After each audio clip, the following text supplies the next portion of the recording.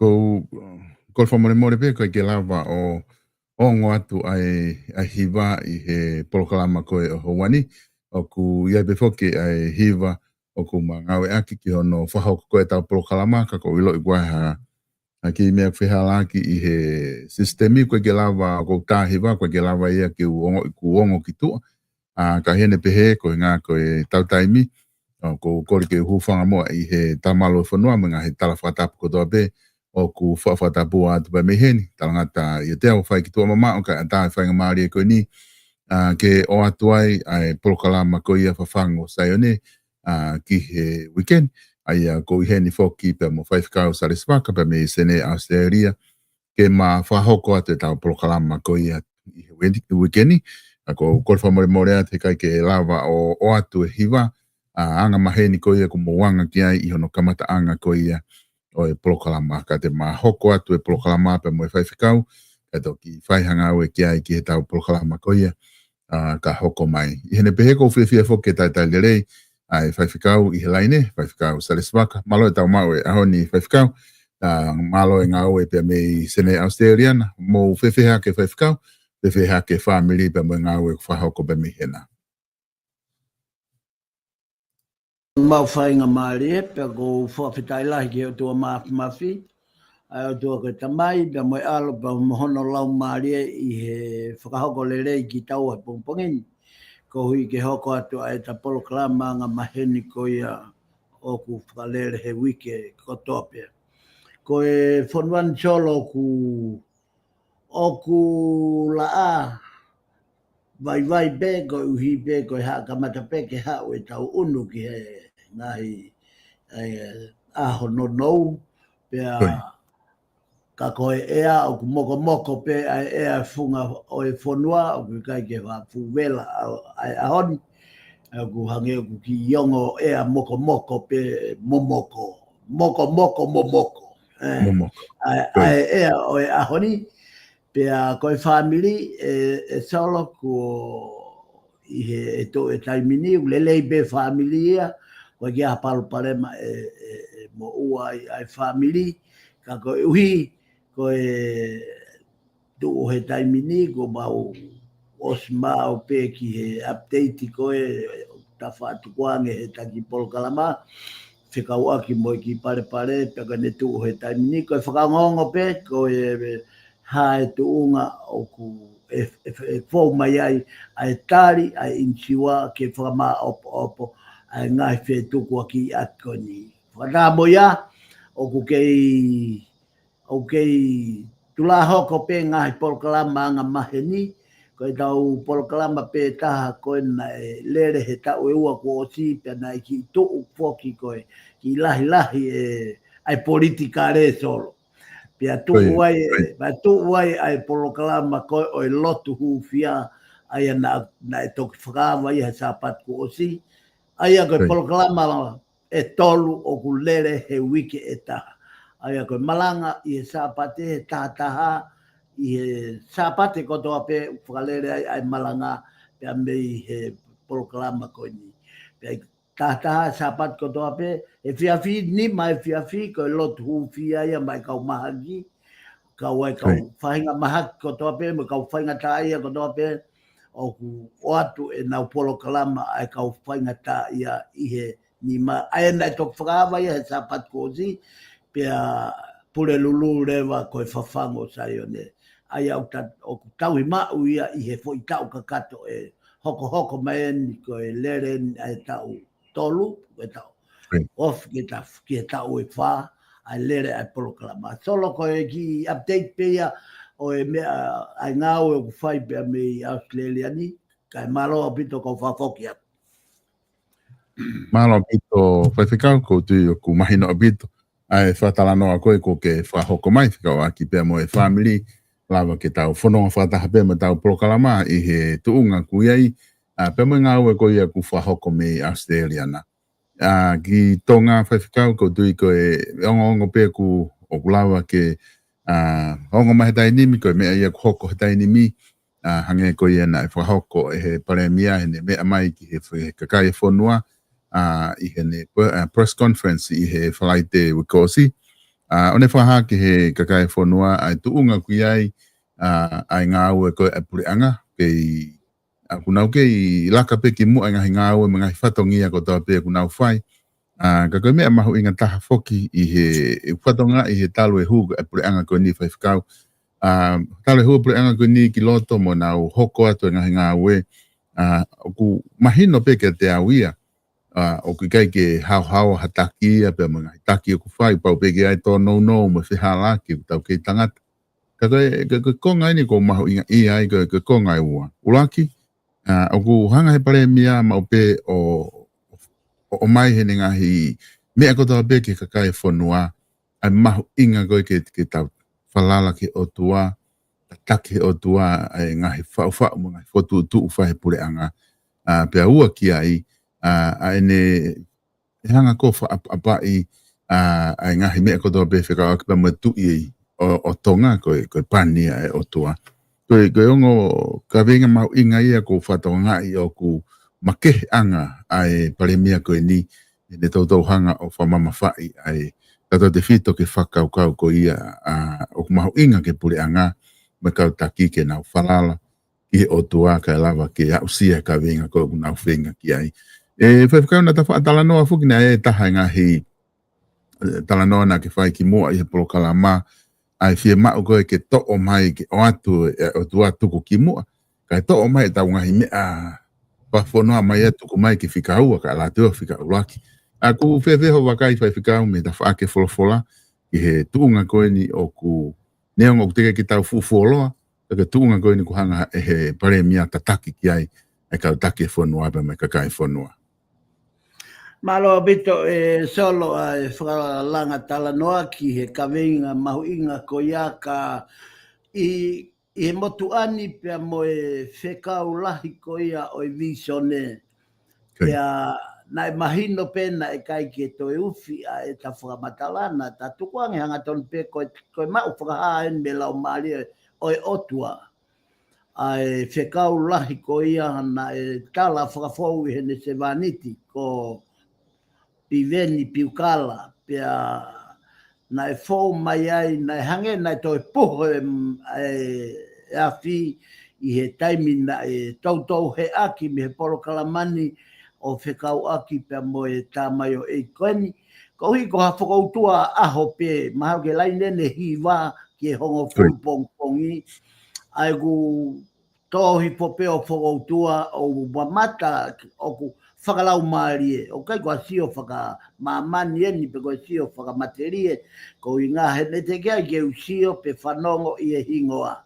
Kau o wāre whoki i he ku mohe o haka ton mai i misi ko ia moere o ko ia o whakaha mai i misi o piven piukala pia na ne hu mai o mai ai whoirea ko i ni ko hae whekau te alu moia ke whare. E solo koe mea maaria he koe visione whoke nia o e whiri koe ne te kia ke i loto ia he whare area. Ka pante ke whakatoka ngai. Aho taha hiva o novema o wafe mataha. Nai toki whai e whiri whoki ia he, nai whai whiri he a taha walu. Pea tō whoke a piveni ai. Koe. Pea tō ai a piveni. Whamore pe mua ai kau whanongo, kau ngau e pe hingoa anga maheni, ko hono uhinga he mahino tuunga kui ai tangata ko e ni, pe aku mahino ia ke polo kalama. Ko uhinga ia o whakalongolongo ai e polo kalama kai tuku ke tau pea Sihova. He ka pau te toi kau mo au he ohofi o politikare, pea ohofi mo whakauhinga loloto i he malao e ako, e ia e mea ia e tautungaki, pe ia e mea ia e whai whetu kuaki ai. Ka o tukuange koe taimi pea ko urea i he taimi koe o e polo kalama. Pea koe urea pea ko ia i he ngahi whekau. Pake ne ospe ko ia pau tukuange pea au ia ki, o hange pe ko i lea o whakaato me he tamai o iki. Tu pe ki tau teka pe. He koe tau teka, koe teka moi o tua, o kui kai koe tau teka a tatol mua tui, pe koa no pere, pe koa ho eki. Pe koa pare mia, koe tau teka tato mo e o tua. Pea neongo e kavere motu ai foi whekau pe koe mau whakaha. Ka he kai lava ia ke motu, ko hono hinga he koe whekau ia me tae haa mai. Sa solo koe me na wha maunga lea aki, ai hu mai a tangata o pe mai ka tea koe hae whekau te almoe ke whare. Lolo tong koe au te kai whare area ia. Kai pia koe whekau koe na e ongo mai ka tea o ke whahaka piwe ni nai pehe alu o hu ke whare o ke to'o mai ai whaka otua ki mua ke mua. Ai ko tau na laisio koe ke toi mahino ange o ku lotu pe ai whonua. O tauhi o tua pe whonua. Pe au nau mana wahe o tua mo apasia o tua. Koe fo i whehala ki.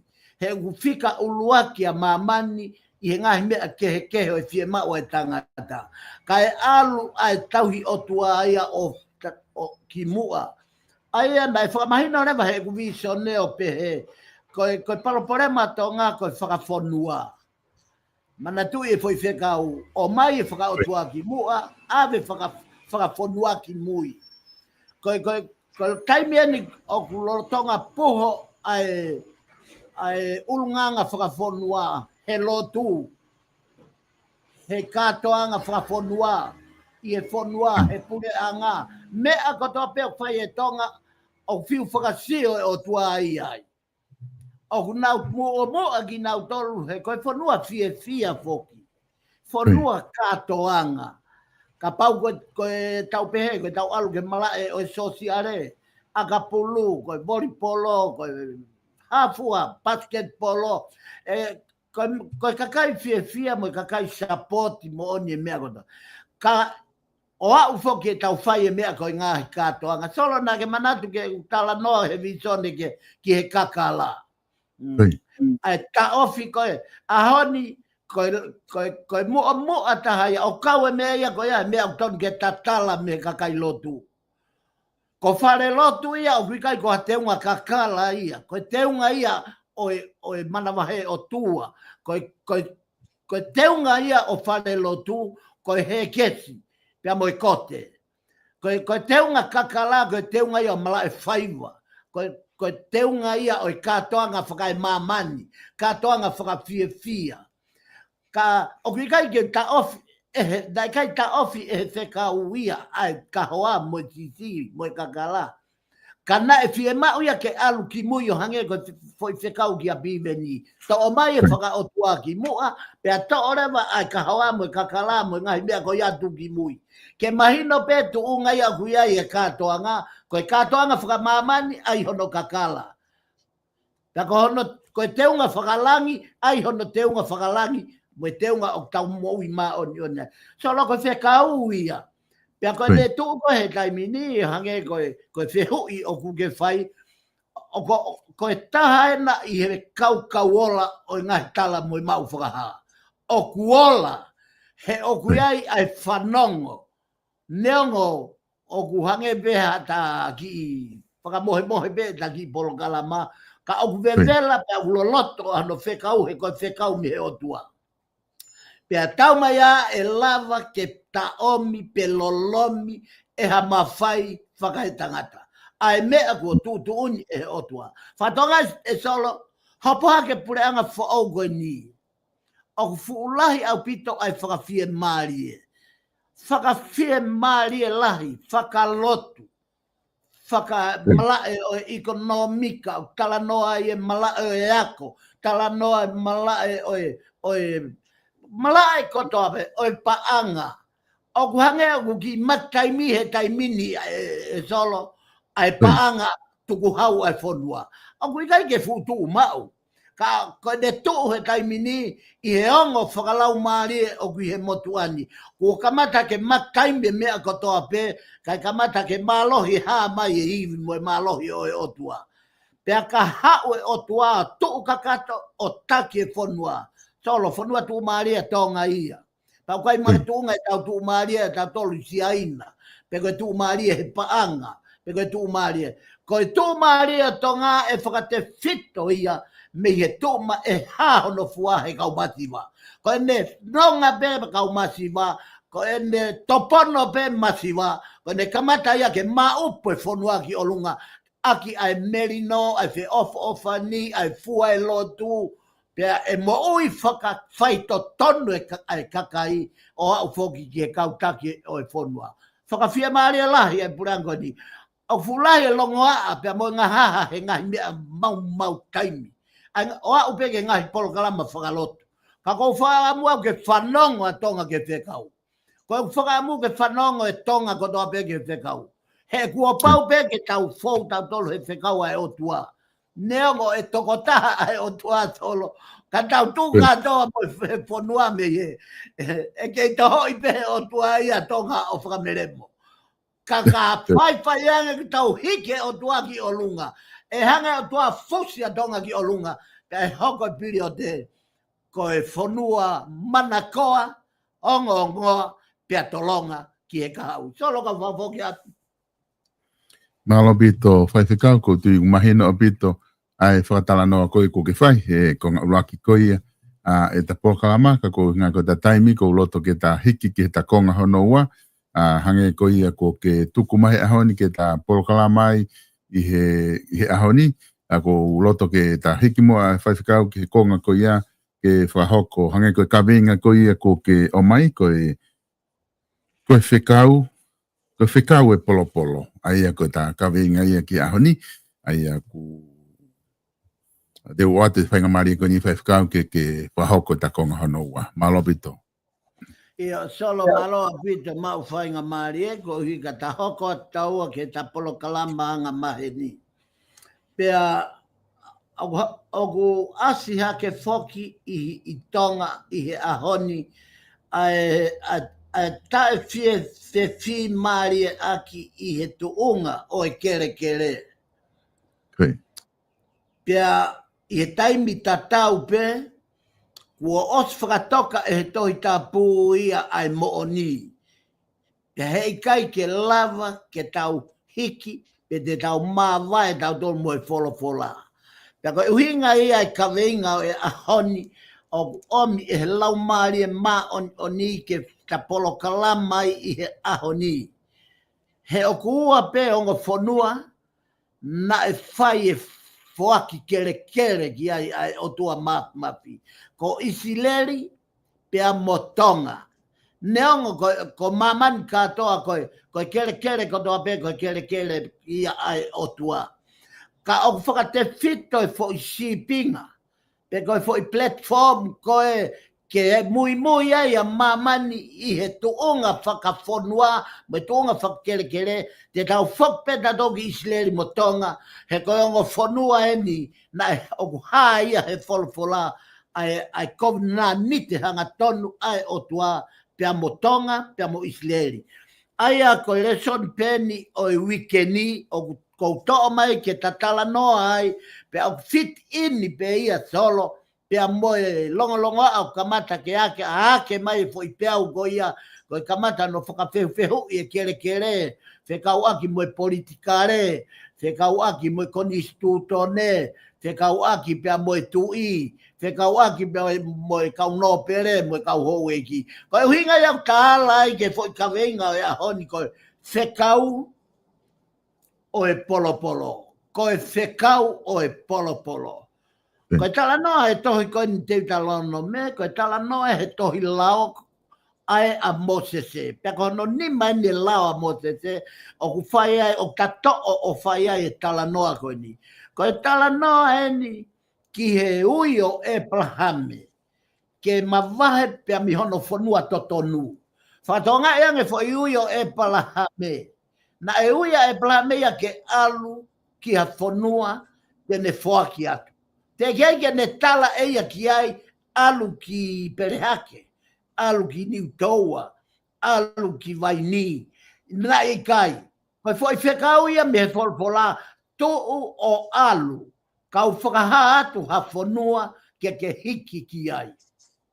Aia koe he whanua ko ia, koe whanua ia kau fristia, whanua ia kakai aitori, whanua ia kakai tauhi o tua mate. Kai maari e fo i whekau solo, ko hono whoaki, aia kono mooni, kuia na iai beka kai ai. Na e pe kakaia na iu ke kau karitia. Na e pe kakaia ai ko kau na iu ke kau fristia. Na no fo i pe na toluia a kenan. Kai fai foi tutu ni a kon ya e palahame he te tau i e fonua ko ia ke o atu ma mo tolu. Solo ko e talanoa mari en me fuaka motua. Aia o hai e tohi te talono me vahe wā nove. Pero vesi ulua ki ke tātaha o taki tala noa ai i he aho ni. Pea koia, ko au eni kua hau moau ai polo o e fua o e kere aia na e fuaki ki a te au e afiona. Ko e mahu inga o e foirea ko e whekau, ko e foi message, pe ko ha foi, ko hangeha, ko ha tokotaha o kia i hano mawhai, ko e tokotaha o kia i hono iwi, pe ko ene foi tu oni eni ki e tokotaha tala whekau. Ke alu e whaka hoko e whekau, aia ko e foi whekau ko e polo. Kai kehe, ka uhinga ia o ta lue hi foi i he foi mahu inga. Pea koe foi polo koe ni o uhinga ia ki he fua o e kere. Koe whanua ko toa peo ki ando kere solo.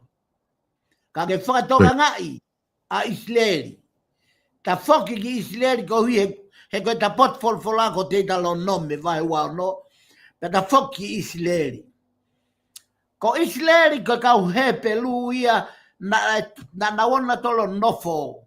Ona tolo nofo i isipite, koe whanua muri. Pena e hoko e kau he pelu, koe kau muri ia, i isipite. Aia na e kamata e alu ki ai e siosifa. I e hanga koe e whangatoko ua siosifa, o whakataua siosifa ki isipite. Hoko ai pia moe fo i finangalo o tua ke whakahongei. Ke whakahonge ia maman. Ta koe foi honge lahi ko ia. Nai magatu o ngai e kumi whanua ua. Ai whakatoko ua o siosifa. O nau au he ai ki ispite, o nau o nofo ispite. Ko hono uhinga i he nau whelongo aki pia mo siosifa. Ko rea maari e ia e solo ai tokotaha na e kamata ai e he pelu. He na e kamata he pelu mia e palhame. Pea koe uhinga he pelu koe tua vai tafe. Koe uhinga ia he pelu koe tua vai tafe. O uhinga ki he taimi na nau nofu ai tori tai ilo o tua ai a Abrahame mo e neongo matu a pe mahono family. Kai to'o ia o ave ke a ukihe fonua o kui ko kenan. Te gainga tae o kuhinga a e ta to'o mai a ere soni ko e ni, ko e ki pui, ko e ki puputu o ku hoko i o whekau aki pia mo e kere. Solo ko e kere, ko e koloa ia ai otua. Ko whakampeo ke whanongo le rei ai tonga ko doabe. Nai kai ko e kere ia o e tui. Nai kai koe kere ia tu pou uruaki tapia mo e uruaki whaa. Tena ia ha whamiri, tena utuku whakaholo i e hako ko ia o e kere. Mo e koloa ko ia o kui koe kere. Koe kere ia o ku hahe folofola, koe whakatupu mea ia ai otua. Whakatupu koloa ia ai otua. Ai kere. Sai, i he tuunga pehe rewa, ko e takawe inga i he polo kalamani, ko e whekau o e polo. Pea maka tuunga i hono ui o Mosese. Ke tuu o to'o, pea nehanga faluku, felupe, ai kau he pelu mo e nau koloa kodoa be. O ave ki he whanua tene toki whakaha. Aia koe ave ia ki kenan. Ka ke manatsolo ki mua koe whanua e sentaire, koe whanua ia kau karitia, koe whanua ia kau fristia, Pe na no foi na dolo ko fu ka kai to ai ni na no foi. Ka ke sio ki he pore ai otua e brame. Te u ave ko ki kenan. Pe ko au si hova. Ko au pe te u tau ma modolo. Pe ko hinga ia na fronga ia ka Isleri o whakamoa mo e poa fua kawa ko e tuia e ka Isleri ka nau ka whakamoa mo e poa o e fua kawa. Te nau wini, te nau ikona i he whenga tau ko toa pe. Sai, whai ai whanonga. I he taimi koe e nau whanonga i he toa wha tau e whango fulu tolo. Koe waha a koe ispite ki e nau whanonga ai ki kena ni i he ahoni ko mea lere. I he taimi koe mo e kuonga e lue lalo, e kuonga sisum, o whai mai ki e kuonga e kaupalofita, ko o nau whanonga i he hosi. O kupau ke nau whanonga e na tohe wike ua, ke wike tolu, o au. Ko lolo a peia i whanonga. O au whoki ki he mahina. Ko foi whanonga ia ko nina e tau ia e whango fulu. Solo kau whoki takitu uai, kau whoki ki uhinga o e whoirea ko he pelu. Ko e uhinga e whoirea ko he pelu, ko e hiki te niti. Tau e whango fulu, mana tui ko matakari ko ni, ai kau he pelu, na ka kia nau whanua nau dolu. Hala he fika mo i lau konga. Na ka kia nau tofia. Ai o whai e ke mo i longa au e aho ni. I Palestine, pia mo e mangahi feitu ko ia o i kau are pia. Na ka kia nau konga whanua nau dolu. Ko kakaia ko ni, na e ui ki nau dolu e kau he pelu ko kau muri. Pa ko hinga ai whoirea ko e muri, ko i kakai ka e mau hatofia. Pea koe kakai nia na he noa pe ai kau muri. Pea koe kau muri koe hao pe ia me whoirea o e sevaniti. Hao pe ia me whoirea o e sola. Na nau hoko na tō koe kakai whoou na tō tupu hake. Ka ke whakatoka ngai e nau tupu whoou hake, nau tupu hake moha o tua whoou. Ka ko Jehova. Sorry. Koe nau whanonga ia. Koe anga ia tuu koe e nau whanonga na e whai. Koe nau whanonga koe na e whai, koe kau he pelu, koe kakai na kai aha nau tofi. Na nau hiki te niti holo pe i he toa wha. Koe nau whanonga tu pe, o whakarea he wholawhola, i he fuaka motua, i he tohi lao, koe nau whanonga he angi a Jehova. Koe nau whanonga pe o pehe kua whinangalo a Jehova, ke nau ki malolo heni, pia kua paurewa ke nau tomu a langa haki te niti, o ui ia koe te niti whei loa ki anga. Pia paurewa ke nau nofo takai ai ngai haa o e kau he pelu.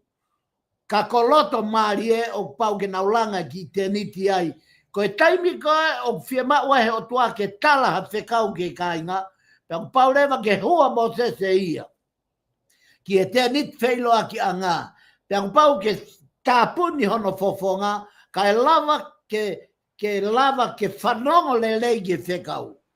He kui kai malava he mata whakamate o mo se, ke sio ke otua, he koe otua aku hama ia, hange haulo i afi.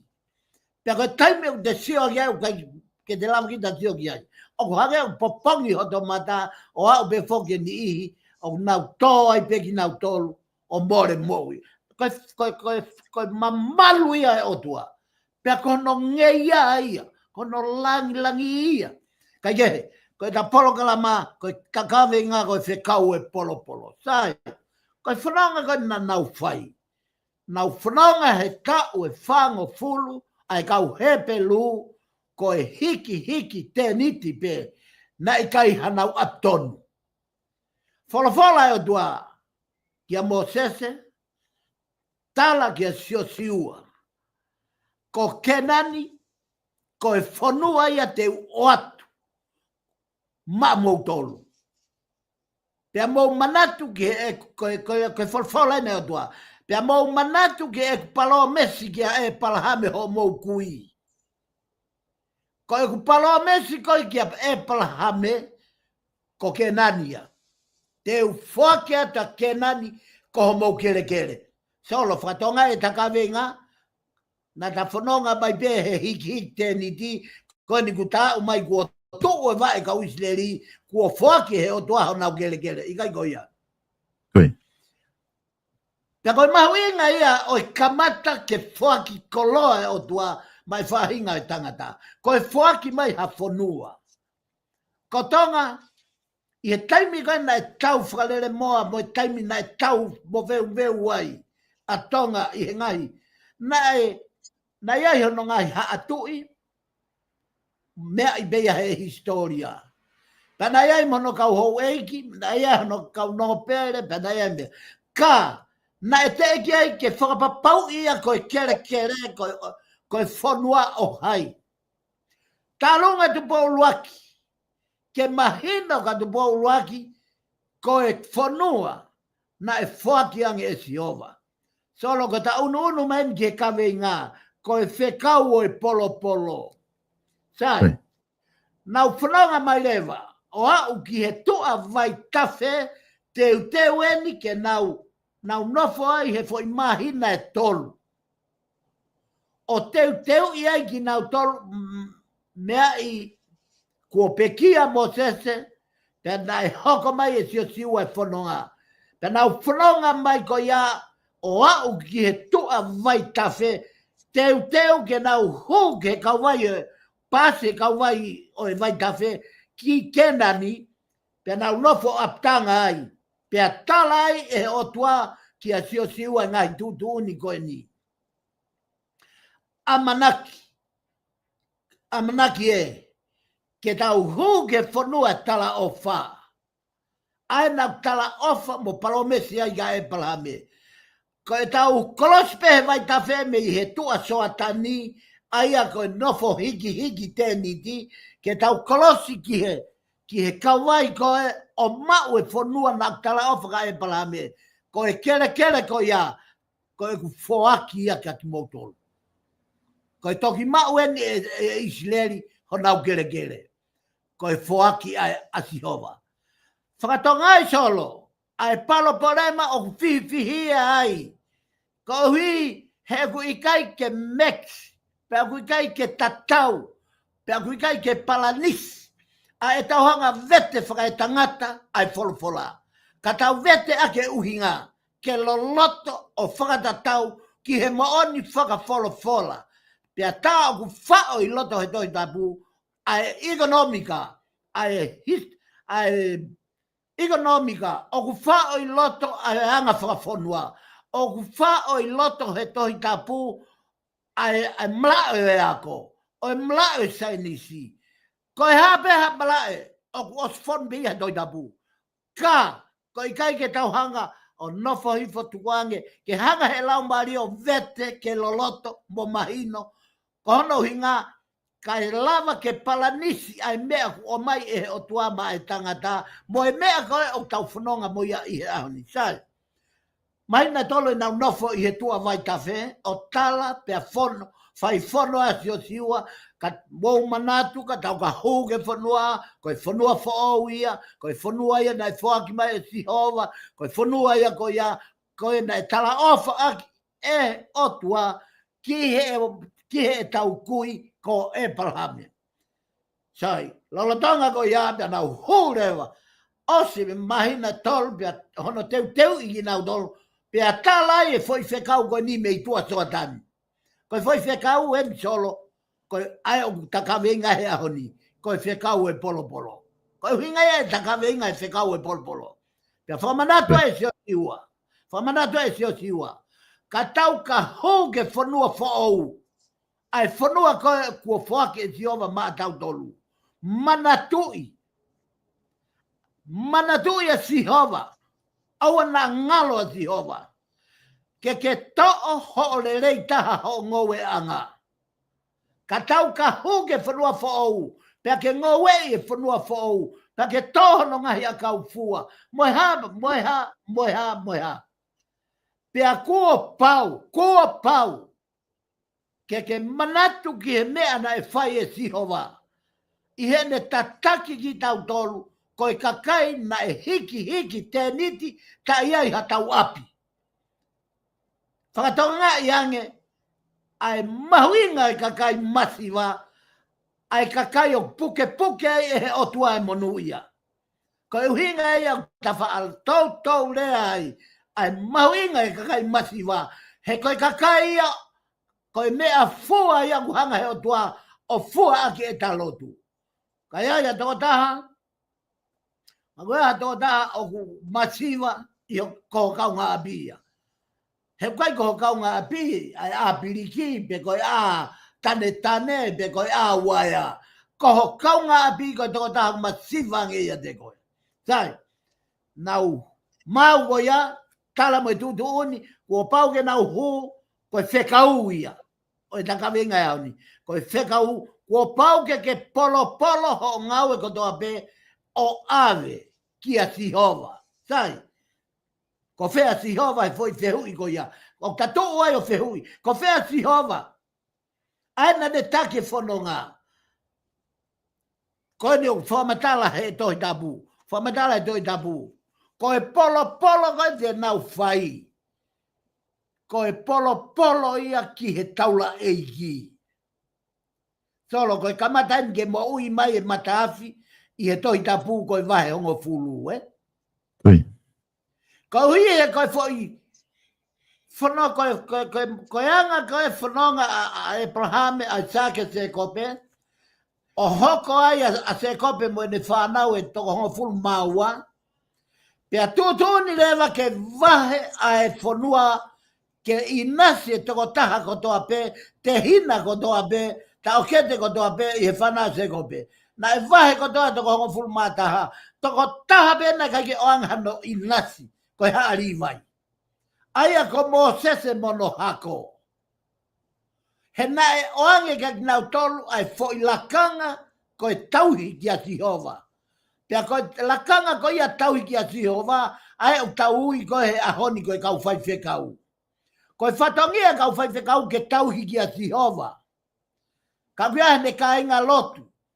O kia hanau fie mau ki a Sihova. Koe whatongia e motua whai whekau koe se vaniti. Ke lere whakaha ki a Sihova. Pea hao o mai e tari a Sihova ave ki e ka inga lotu. Koe whehui ai. Ta whehui pe taua ka tupe ke tari e ka polo kalama.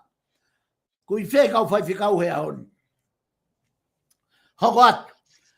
Koe whekau koe ki e polo. Tala noa katoa e vahe wā no ula ke tā noa ai. Pea koe me enne hoko nai maari e taha. O maari e taha i he tala noa koe ni. Koe tala noa i koe o e polo. Koe uhinga e polo, koe fua tapu. Koe fua tapu koe le rei taha. Koe hae le rei taha ho ngowe anga. Koe hae le rei taha o kuia e kau ngowe pe koe kau faa koe foi fua tapu. Ku osi o mai pe ai foi le rei taha ia e te ngowe anga koe inasi ia o e taula eiki. Koe whehui ia e taha. Ta lere pe mo whehui, kai tuke kau whanongo ke nau toki taringa i whehui solo. Koe foi whehui ia e taha. Aia koe fua tapu koe ia, o kui whe foi fua tapu he ahoni. O ku kei ave fua tapu koe ia e whanua ko Israeli ki a Sihova. Ta whakmai ki tonga. O whehui ki tonga. O ku mau kei tau he fua tapu koe ia ki haa taura eiki, ki haa rivai, koe kau whai whekau, mahalo kua au foe, ai foi whekau lahi a koe ia. Sai, i kai ngata i he poaki o lelei taha koe fua tapu, ave koe inasi o Sihova, koe whakamanatu ki a Sihova, o ku haunga e ofa na ne whai. A ene tā i koe tahi ke whamawai ua tahi kulokula. A ene whoaki a e pou ao mo e pou māma. ke whakamalu ka au fula a pe pou au ke whakamalu ke ua fuvela e nau whanonga. Ai pou a fi he whai tau momoko pe whakamawhana i begi nau tolu he nau whanonga. Ai whakauha mā whawhanga ki nau tolu. Ai tai e maka e Mosese pe hifo e vai o inua i e whanau Israeli. Katoa ai tauhi a Sihova koe ni. Koe uhinga ia ai foi whekau. Mou polo ho mou le leitaha fuatapu ho mou ngowe ave kia Sihova. Kanata fotu ai fehu, ko fea Sihova. Koe tarien, ko Sihova, koe whakafofonga Sihova i mamani, koe taula egi. Pea koe tau polo e tau le leitaha mo fuatapu, ave ki he taula egi. Ave ke kau whai whekau. He kok nau tolu ia o nau tongia e whatongia o e otua te ko Sihova. Pea koe ikai ngatai, na ikai ave noa e solo ai foi whekau. Na ikai ke pehe ke tula e atu pe a hamotua pe koha ongo mātua mohana ki ingoue o atu pe koe whaki mola ke taula eki. Kana toi a koi ki nau tolu ia e whanau Israeli ki he mea o kui koe whetapa o e polo. Solo, katoa e tatala noa i foi potohi koe ni. Ko ia ko toa pe whaunga na e whatu a katonga. Koe uhinga e kau nōpere. Koe whatongia e kau nōpere ke nau whetapa. Ki he ene awhio, ki he tui, o ave e nau ofa ke whakahaungai. Ai ofa ai o tua ki hono tui, pea tui ki hono kakai. Whakatoa ngai ange. Ai mahu inga koe ke whakafoki mea kotoa pe, o kui kai koe whakafoki he o whakatoa ngai. Isa whakamore o kui kai koe uhinga koe kou tukuhi whaitui tap mo ene awhio. Ka kou whenga ke mahino he polo kalamani. Koe o tua ko Sihova. Koe o tua ia o tupou ono. Pea koe pani o tupou ono, koe pani a Sihova. Pea ko Sihova, ko hono whakafofonga hei whonua koe tui. Pea ke whakatonga i lewa. Taula e ki koe whakafofonga ia siasi. Ka koe hui koe whoi wahe koe na e whai he whanau Israeli. Ave ki he taula e ki. Ka hono ui ngā he koia o whetu utaki hono tauhi e kakai ai e ki. Pea kai ngatai, ka koia e whetu utaki pea mo Sihova. Ta koe se tapa ko ia na e a ko ia. Aia te whakampege o lau atu pea me he fola ai uhinga o e foilea ko ia. Aia vesi uloaki mo vesi anoa. Pea ka whai pea ka hou ki e whanua. Aia kua whaki ki a te koe e Sihova. Whatonga solo, whatonga iange. Koe whanua na e whaki e Sihova. O kui kai koe whanua na e whaki e atui. Koe whanua o Sihova. Pea ka whai ange, pea mouhu, pea ki e whanua na e whaki ki a te mautolo e Sihova. Koe o tua maao tofia. Koe o tua ko ia, ko tofia. Whatonga e kawenga o e moto atonga. O tua motonga, ko hoku tofia. Koe na uha vesi uluaki. Aia na e to'o me iai, ai fo i kaunani te atu pau uluaki. Aia upehe. Pea ko, aia upehe. Aia kuo whaki ki a te koe e Sihova. Ko o tua mo au tofia. Pea koe mea ki he polo. Whakatongai, koe tā umaien ki he kakano o me whaki, pe koe mea ofa. Pea koe mea ki he polo. O e ngahi fua kotoa pe o e kere. Whakatonga ngai e mea ofa ko e kere na e whaki. Pea tu ni lewa ke na o moui ai, ngoue ai, kai ai, nofo ai, i he kere. Ko e aonga ia o e whaki, o e whanua, ko e kere. Aia te ke utu mei he whanua.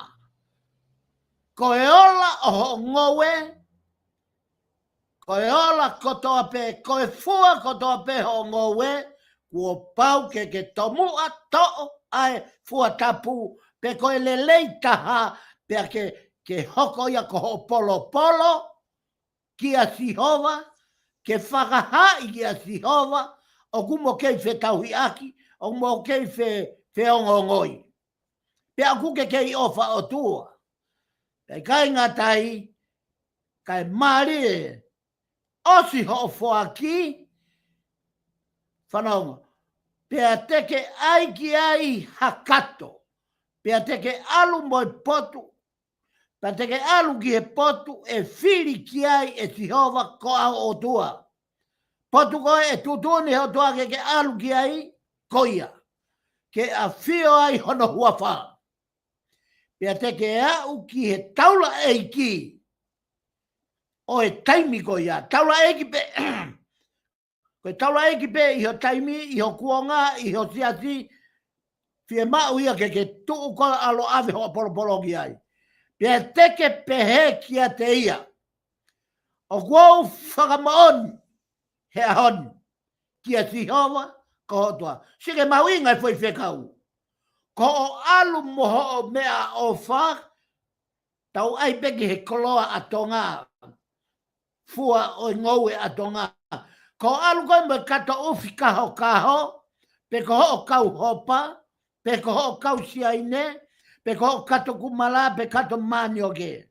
O ave moho ko ho polo ke a sihova.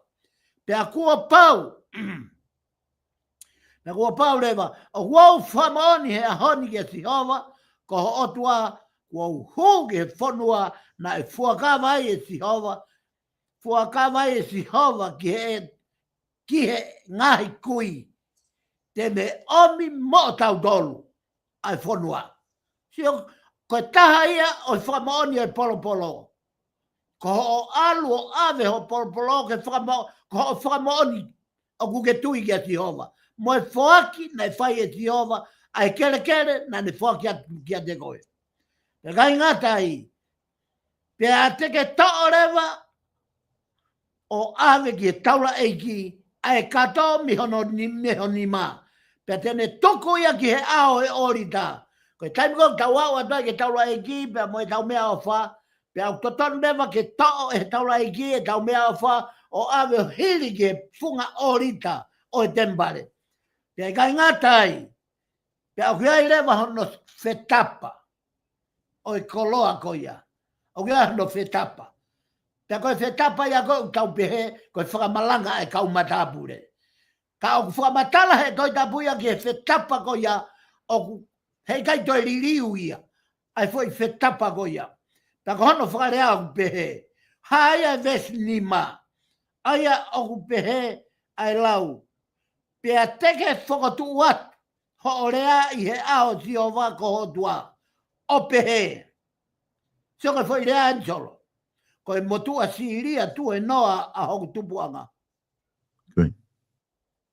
Pe ane alu hifo ki ispite. Pe ane nofo muri ai. Koe momo i kakai. Pe a tene hoko ai koe pure anga lahi mo kaukaua.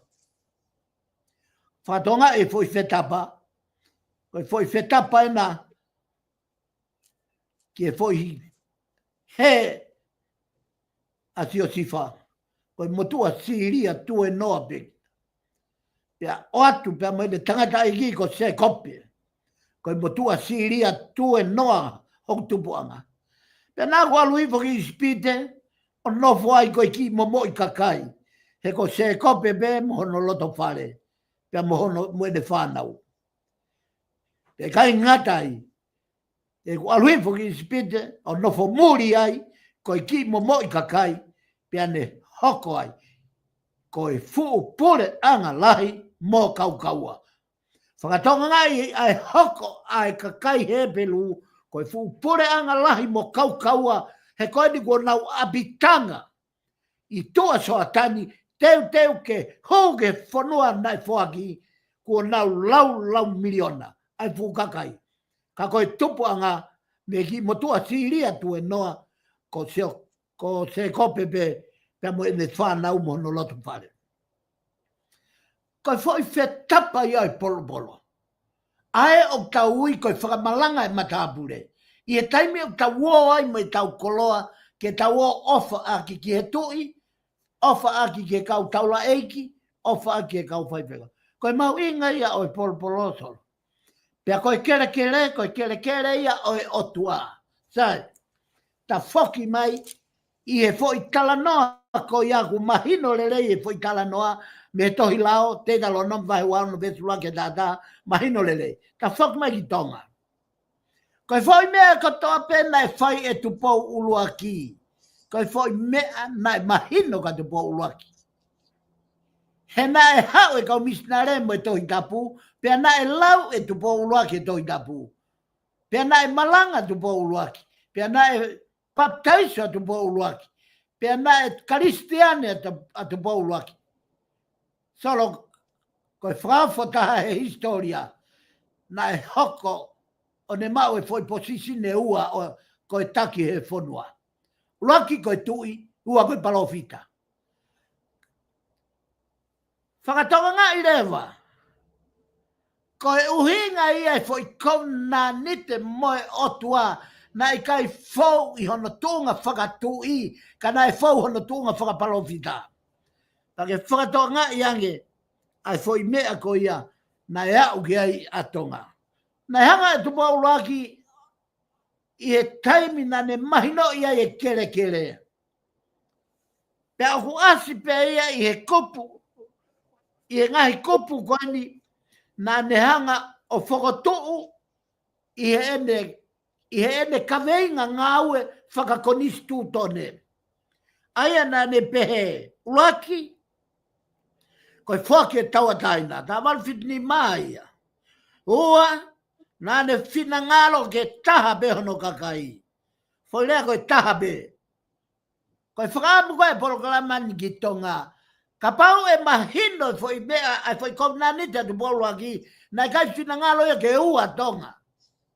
Nea mo koe e tui, hou eiki, kakai, kau nopere, kau minista, paremia, pe koe hea pea whainga lakanga, palesteni, whai whekau, se tuata, tikoni, kana e fie mau e tui ke taha pe ai whonua. Na kai fie mau ke ua.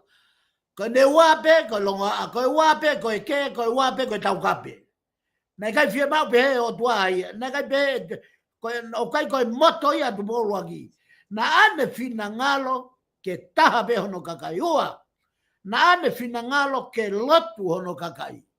Mahina ka tu bolu aki, ko si hova, ko o tua seko pe, ko o tua mouia, ko o tua ia ko ia, o ku taha pe, o kai toi ua o tua, o ku taha pe i he huafa e tolu. Pea peherewa e tupou uluaki, na i e nane fina ngalo ke lotu a hono kakai, pea mo hono whonua. Ko taha, nane fina ngalo ke whakainasi a hono kakai i he kere kere. Foi mea nu whai ai longa atolo. Foi mea nu whai ai longa a, uhinga e ta foki ke tohi te talonomi. Ko foi mea nu whai ai longa a, nane fina ngalo ke whakai nasi a hono kakai i he kere kere. O tufa. Na i kai koe whakatau. O tufa. Ke nau mau mo ui mei ai. Ka pau solo e toi whakatau e he pureanga koe ni ha toi foi i misi kehe. Solo whamone polokalama koe ni meherea mo e mau whakaha. Te tauri riu e konistu tone. O kamata pe me moto. Koe o tua mo tonga ko utofia. E kamata e whakatonu e kamata me iai. Honori riu e konistu tone. Koe uhinga ia solo o pēa he polokalamani. O kui kai ke kau e kere i he whaka ekonomika e whonua. O kuata e te mokala ati ia. Pea kuata ai mea kotoa pe ia ke whai. Ko e whakalakalaka i e civilise. O e moui whakawhamiri. Moui e whonua, moui e pureanga, moui e minista, mo hapua. Ata ia ke tau sina demokrati. Ko hono hinga ko civilise. He koe peau ia koe ia kai lama hata ofi. Ka koe kere. kua osi whakapapau i e kere ia i e Kristu tone nei whau e tupolu aki ko e tufa ma ai tonga kotoa pe. Pe kai ngatai, nane fina ngalo ke fotu e ako, ke whakatupure kina i e mama mo ilo mo i poto. Kau e nia he mea kulonga mo ui ai, a tonga. Kau e foi kaweinga ia tupolu aki ni he longa mo ui ai a tonga. Tau fia tau tolu ai. Oku whakalaka pe tup whakautu te ilo mo i poto i e whanua. Te kai ngatai, ka ke whatonga i ange solo. Nā ne whina ngalo ki he tō hema mo e tō matau ai kau hou egi. Ka koe fo i lakanga koe ni ko tō hema mo tō matau o i kau hou egi. Koe fo i whakanofo ia ai o i COVID-19 te. He kai lava ke tau ala tatolu ke tau tamate. Pe kai ke tau lava e tau tolo tō ho nau mawhai. Ko e nau nofo i tō hema mo tō matau o au whiwala ki he tui. Pe ko e nau nofo o malui e atupou mo ono whanua. Mo malui mo siofi e kakai o totonu ke whai e ofa ki ai ko kau masiva. Pe kai ngatai, kana e pehelewa e tupou luaki. Nā ne whina ngalo ke aua na whakai haua ai lauware pe mo kau mau mo kau masiva. Solo ko hinga e nei e ta polokalama na whai ai e whanofo mo e kamata ke he aki me polokalama o e whanua ko hi ke whamaui ai tau tea tamate. Kana kure atu i he mau whakaha o kui kai ko e whanua tonga ia ke whakapo. Ke tamate neonga pe o ku tauki heri pe tauki he wani ai mau lau e tangata. Ka koe liliu tangata koe o tua. Pe au ki kai whina ngalo o tua ke whakapongi ai ne whanau. Neongo pe koe hae lahi o i mau lao te nau whai. Pe kai ngata i solo na ne whina ngalo ke whelo taki aki. Whakatonga i whai mahu inga koe ia. Na ane whina ngalo ke whelo taki aki ai pure anga mo i siasi koe uhi ka e tuu kaua pe a malohi whanua. Sai, koe whehu i me polo kalamani, ki e kau taki lotu. Oku mou whetokoni aki mo e pure anga. Koe whehu i ki he pure anga, pare mia mo e kau minista o e kabineti. Oku mou whetokoni aki mo e kau taki lotu. Ke whelo taki aki, ke nima ki he nima, ai pure anga mo siasi, kai malohi e whanua. Ka pau aku i kai, koe whatongia ia e pureanga koe ni. Ke nauhanga o toi whakamoui. Ai nima e pureanga ke mawhao atu ke siasi. Pea mawhao mai e nima siasi ki e pureanga. Ke na whepiki nima, pea na whanonga whataha ki e pureanga. Pea koe tau amanaki solo, o koe tau amanaki lelei, ki e langa whalalaka e toi whoke whanuake o tua. Pea koe tau malu mo nia. Te tau malu ai me mahak whakauha. Te tau malu ai me he moftengi. Te tau malu ai me he whakapapomu. Te tau malu ai me he tau whewhana aki. Te tau malu ai me hereta mo e whakapongi aki. Pei kai ngatai, ka e kai to e ha ai mea koe trucks he kua hopa mai a Jehova o e kiwaka pia kapteni he whanua. Solo, koe ngatanga ia e ta polokalama i he ahoni. Pea mei he, koe ta toa mai tohi lao o whalere aki ai whanonga ai whanau Israeli o na wau sia e talau wha. Mo e tau whanonga a tonga. Pea mei a tupau luaki o tau wau sia ai ngahi monu mo ngahi lelei o e ahoni. Solo kau whawhoke atu. Malo pito whaifika, ko tui ku mahina pito pea ai pōpō aki ko lama ki whaike ai tala no hea huni. Te o atu ke whaose aki hana whamaa opo te toki maa wahe au.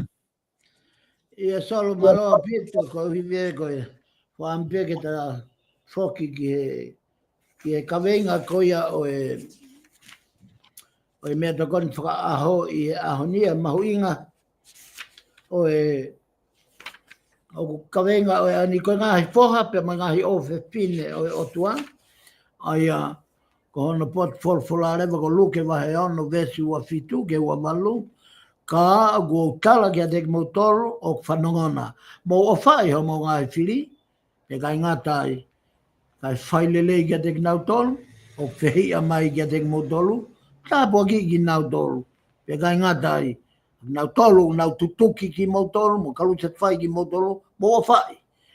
O nau ngahui kovia ki motolu. O mahino au pito e kawenga o e aho ni, ai mahu inga o e whakakakato nai whai e sisu he lao, i he tohi lao e solo.